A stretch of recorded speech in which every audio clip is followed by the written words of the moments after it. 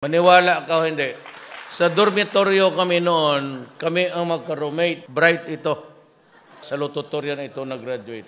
Finance Secretary. Kindergarten to high school. Kasi napaalis ako sa Ateneo, second year.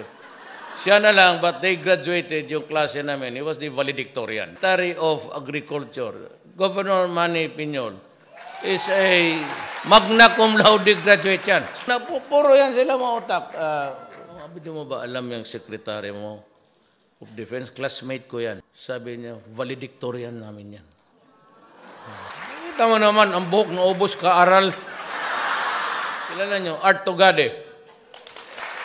Classmate ko sa San Bernardo, valedictorian namin. Huh? College of Law. Ako po ay ordinaryo lang, kagaya ninyo. 75, 76, ganun lang yan. Nakarito mga Artugade, bilyonaryo ito. College of Law pa kami.